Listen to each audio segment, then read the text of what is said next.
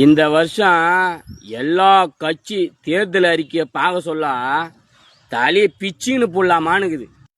ஒருத்தர் 8000 ரூபாய் தரேன்றாங்க, ஒருத்தர் 1000 ரூபாய் இல்லை மாதம் 2000 ரூபாய் தரேன்றாங்க, ஒருத்தர் ஃப்ரிட்ஜு தரேன்றாங்க, ஒருத்தர் வருஷத்துக்கு 6 சிலிண்டர் பிரின்றாங்க.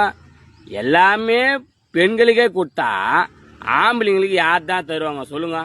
ஏன் பெண்கள் ஓட்டு போட்டால் மட்டும் நீங்கள் ஜெயிச்சிருவீங்களா? ஆம்பளைங்க ஓட்டு தேவையே இல்லையா? ஏங்க கொஞ்சமாவது மனசாட்சியோட பாருங்க. இந்த பாரு பெண்கள், நான் உங்களை பற்றி குறையா சொல்ல, உங்கள் உரிமை எல்லாம் தரேன்றாங்க. எங்கள் உரிமை யாராவது தரணுன்ட்டு தான் நான் பேசினுக்கிறேன். உடனே ஏன் மேலே கோவப்படாதீங்க. பெண்களுக்கு பஸ்ஸில் ஃப்ரீ டிக்கெட்டு, எங்களுக்கு பாதி டிக்கெட்டாவது வாங்க. ஏன் மூசா வாங்குறீங்க? நீங்கள் வருஷத்துக்கு 6 சிலிண்டர் இல்லை 10 சிலிண்டரே பிரியா குத்தாலாம். வீட்டில் ஆம்பளைங்கன்னா சோறாக்கத்தான், டீ போடத்தான், காய் போடத்தமாக்குறான். அதை வந்து பாருங்க வீட்டில். இது தெரியாமல் நீங்கள் பேசி நிற்கிறீங்க. பஸ்ஸை பிரியா ஆகினாலும் ஆகினாங்க, மொத்த சீட்லேயும் லேடிஸ் தாங்கிறாங்க. இது ஜென்ஸு சீட்டு, அவங்களுக்கு உண்மைன்னு கூட அவங்க யோசிக்கவே மாட்டாங்க.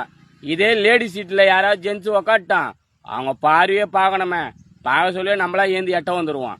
ஏங்க நாய தரும்னா எல்லாருக்கும் ஒன்று தான். லேடிஸ் சீட்னா லேடிஸ் சீட்டு, ஜென்ஸு சீட்னா ஜென்ஸு சீட்டு தானே. ஜென்ஸு சீட்டில் லேடிஸ் உக்காரலாமா, ஆனால் லேடிஸ் சீட்டில் ஜென்ஸ் உக்காரக்கூடாதான். இதெல்லாம் நாங்கள் நாயம். இந்த பாருங்க, இன்னும் ஒரு 5 நாளோ இருக்கிறா பற்றி, அதுக்குள்ளே ஆம்பளைங்காக ஒரு நல்ல ஒரு தேர்தல் அறிக்கை தயவுசெய்து விடுங்க. ஏன்னா என்னோட உரிமை நான் கேட்குறேன். தயவுசெய்து கொஞ்சம் பார்த்து பண்ணுங்க.